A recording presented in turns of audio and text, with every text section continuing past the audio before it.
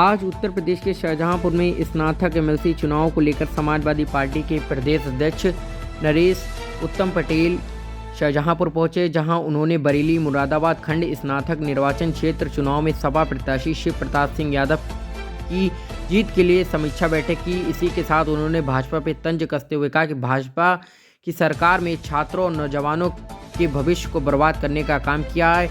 इस बार सभी लोग समाजवादी पार्टी के प्रत्याशी को एमएलसी चुनाव में जिताकर भारी बहुमत से यहां से विजयी बनाएं और इस बार समाजवादी पार्टी को मजबूत करें।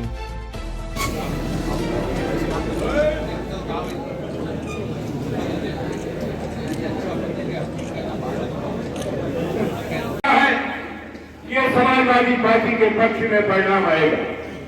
मैं आप सबको अवगत भी कराना चाहता हूं और आप अवगत भी हैं कि उत्तर प्रदेश के 5 विधान परिषद के चुनाव हो रहे हैं। 5 विधान परिषद के चुनाव हो रहे हैं। बरेली मुरादाबाद से समाजवादी पार्टी के उम्मीदवार आपके शिव प्रताप जी और गोरखपुर फैजाबाद जहां से माननीय मुख्यमंत्री जी है, वहां से समाजवादी पार्टी के स्नातक के उम्मीदवार करुणाकांत मौर्य।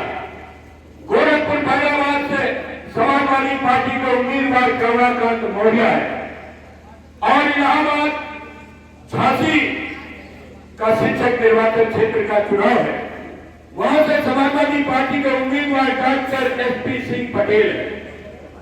डॉक्टर एसपी सिंह पटेल इलाहाबाद झांसी के 10 जिलों से चुनाव समाजवादी पार्टी से लड़ रहे। इसी तरीके से कानपुर उन्नाव से डॉक्टर कमलेश यादव है और शिक्षक निर्वाचन क्षेत्र से प्रियंका सिंह है।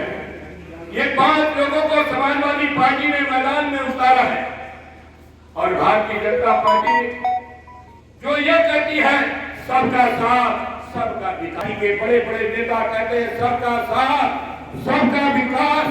मैं आपको बताएं इन 5 चुनाव में भारतीय जनता पार्टी ने एक भी पिछड़े वर्ग का उम्मीदवार नहीं उतारा है।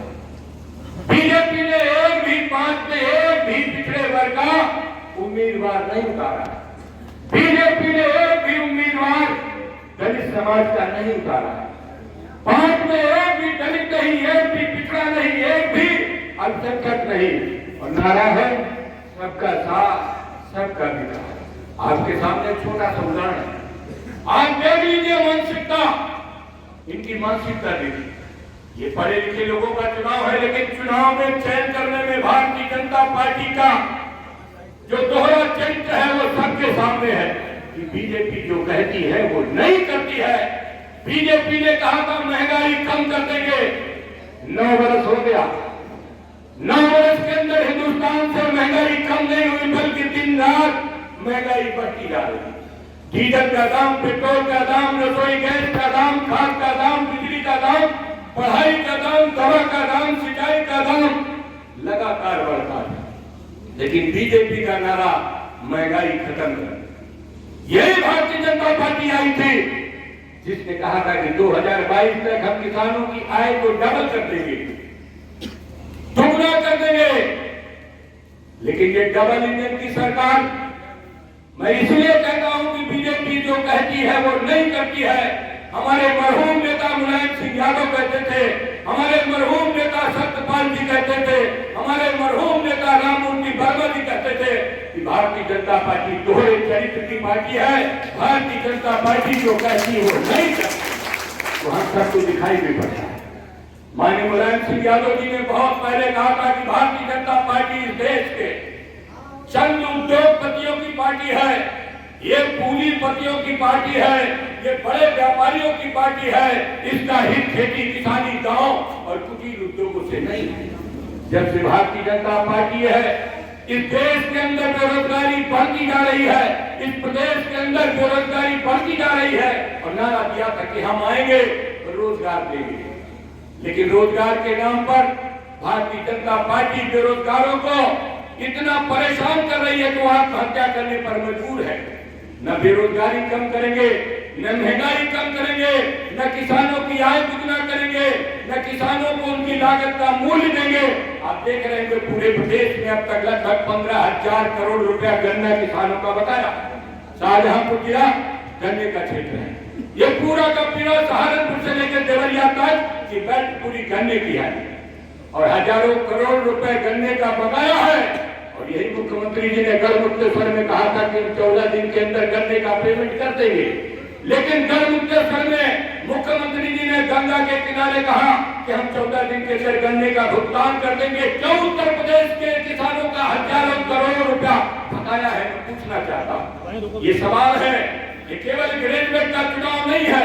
ग्रेजुएट लोग मतदाता है, लेकिन ग्रेजुएट लोग किसानों के बच्चे हैं, कुटीर उद्योग करने वालों के बेटे हैं, छोटे छोटे कारोबार करने वाले लोगों के बेटे हैं, मीडियम क्लास के लोग हैं। उन ग्रेजुएट परिवारों की भी दुर्दशा भारतीय जनता पार्टी ने कर दी है।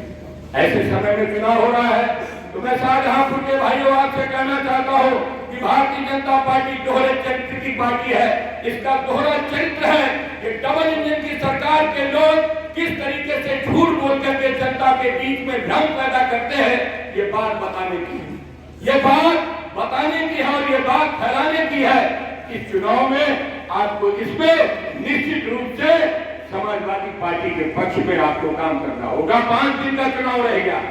इन 5 दिनों के अंदर अपने अपने गांव में आप झांकिए कौन सा मतदाता है जो ग्रेजुएट का मतदाता है।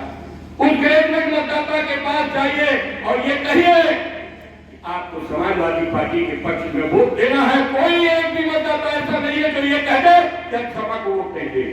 क्यों? इस सपा ने कुछ किया है। सपा ने बेरोजगारों के लिए काम किया, रोजगार का प्रबंधन किया या तो बेरोजगारी का भत्ता दिया। समाजवादी पार्टी के नेता अखिलेश यादव जी के जमाने में, माननीय मुलायम सिंह यादव के जमाने में रोजगार का प्रबंधन हुआ या बेरोजगारी का भत्ता दिया गया था। इस तरीके का एग्जाम्पल समाजवादी पार्टी के पास। समाजवादी पार्टी ने शिक्षा मित्रों को शिक्षक का दर्जा दिया 1,72,000 1,72,000 शिक्षकों को शिक्षक का दर्जा देकर के 3,000 पाने वाले को 40,000 का शिक्षक बनाया था। लेकिन भारतीय जनता पार्टी ने उन शिक्षा मित्रों की दुर्दशा उड़ा दी है। ये बात अगर आप लेके जाएंगे तो कोई भी ग्रेजुएट शिक्षक या शिक्षा मित्र होगा जो मना नहीं कर सकता और यही कहेगा कि हम समाजवादी पार्टी को वोट देंगे। मैं आपसे कहना चाहता हूँ कि समाजवादी पार्टी के जमाने में हमारे प्रदेश के अंदर 3.5 लाख वित्त विहीन शिक्षक है। 3.5 लाख वित्त विहीन शिक्षक है। 3.5 लाख वित्त विहीन शिक्षकों को माननीय अखिलेश यादव जी ने मानदेय देना शुरू किया। उनको मानदेय देना शुरू किया था। 200 करोड़ रुपया रिलीज करके उनके परिवारों के जीवोपार्जन के लिए प्रबंधन किया। लेकिन भारतीय जनता पार्टी ने जिन्होंने वित्तहीन शिक्षकों से वादा किया था कि हम मानदेय देंगे, आपको उचित वेतन देंगे, लेकिन पूछना शाहजहांपुर के वित्तहीन शिक्षकों से आप एक फूटी कौड़ी अभी तक वित्तहीन शिक्षकों को मानदेय नहीं मिला है। इसलिए एक शिक्षक आपके पक्ष में है, समाजवादी पार्टी के पक्ष में है। इस बात को आपको उनको बताना होगा। वो जानते भी है, वो सारे के सारे लोग आपके पक्ष में वोट करेंगे। मैं इसलिए आपसे कहना चाहता हूँ ये चुनाव एक आंदोलन के रूप में लेना, आंदोलन के रूप में लेना। इस चुनाव में आपने ध्यान दिया तो धरना प्रदर्शन से नहीं, केवल बैलेट पेपर में प्रथम वनिता का मत डाल करके आप सरकार को आगाह कर सकते हो, सरकार को मजबूर कर सकते हो। और मैं कहना चाहता हूं कि भारतीय जनता पार्टी के लोग ये कहते हैं कि हम सारी की सारी सीटें जीतेंगे। ये 5 सीट तो कहते ही हैं, 2024 में भी ललकार रहे हैं कि हम 80 में 80 लोकसभा जीतेंगे। अभी आपने देखा होगा जिस समय मैनपुरी का, खतौली का, रामपुर का चुनाव चल रहा था, बीजेपी के लोगों ने कहा था ये हम तीनों सीटें जीतेंगे। लेकिन मैं मैनपुरी की जनता को, खतौली की जनता को और रामपुर की जनता को भी धन्यवाद देता हूं कि भारतीय जनता पार्टी के मुंह में ताला लगाने का काम किया और मैं खतौली से समाजवादी पार्टी के उम्मीदवार को जिता दिया। रामपुर में जबरदस्ती हुई, मतदान नहीं करने दिया गया, मतदाताओं को धमका करके वोट से वंचित किया गया। इसलिए आप सभी से ये अनुरोध है कि जनता आपके पक्ष में है, लोग आपके पक्ष में है, विशेष करके पढ़े लिखे लोग आपके पक्ष में है। आप उनको भुलाने का काम करो और 30 जनवरी दिन याद रखो। 30 जनवरी कौन सा दिन है? हमारे सभी लोग जानते हैं 30 जनवरी कौन सा दिन है भारतवर्ष के लिए? शहीद दिवस। 30 जनवरी सन 48 को महात्मा गांधी को गोली मारी गई थी और 30 जनवरी को यह चुनाव कराया जाए। आप देखिए जानबूझ के भारतीय जनता पार्टी किस किस तरीके की तारीखें तय करती है। कभी 3 जनवरी, 6 दिसंबर, बाबा साहब का परिवार निर्माण दिवस के दिन कार्यक्रम होंगे, जब देश के लोग शहीदों को नमन कर रहे होंगे।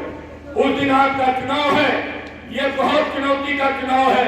इसलिए मैं आप सभी मित्रों से कहना चाहता हूं कि 3 जनवरी को अपने आसपास की पोलिंग के दिन जरूर आप वहां खड़े होना। 100 की संख्या में, 50 की संख्या में, 200 की संख्या में, 1000 की संख्या में अपने कैंप में अगर खड़े हो गए तो मतदाता को आप बल मजबूत होगा और आपके प्रत्याशी शिव प्रताप को जिताने में पूरी ताकत लगाएगा और आपको वोट देगा।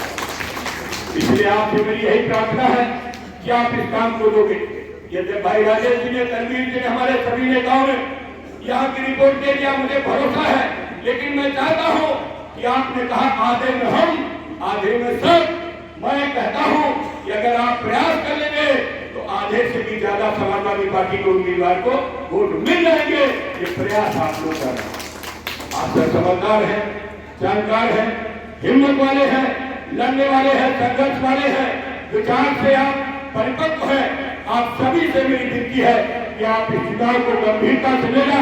जिस दिन बरेली मुरादाबाद का शिव प्रताप चुनाव जीत कर जाएगा, मैं भी विधान परिषद का सदस्य हूं, मेरे साथ मेरा भाई बिल्कुल अमित यादव आपके लिए घर के होंगे। लेकिन इनकी योग्यता को, इनकी कर्मठता को, इनकी लगन को मैं जानता हूँ। सदन में इन्होंने किसानों की, नौजवानों की, कुटीर उद्योगों की बात को जिस तरीके से भाई अमित ने रखा है और सब लोग होते हैं तो इस तरीके की बात को अपने सदन में रखा है। इसलिए आपसे कहता हूँ कि किसी तरीके की कोई चूक न होने पावे, किसी तरीके की कोई कोताही, लापरवाही न होने पावे और संकल्प लेकर 30 जनवरी को शिव प्रताप के खाने पर 1 नंबर लिख करके, 1 बना करके, खड़ी लाइन बना करके आपको शिव प्रताप को अपना आशीर्वाद देना, अपना समर्थन देना, अपना वोट देना और दिलाने का काम करना। इस विनती के साथ, इस प्रार्थना के साथ, इस अपील के साथ मैं आप सभी का अभिनंदन करते हुए और मीटिंग के आयोजकों का धन्यवाद करते हुए अपनी बात को विराम देता हूँ। जय भारत, जय समाज।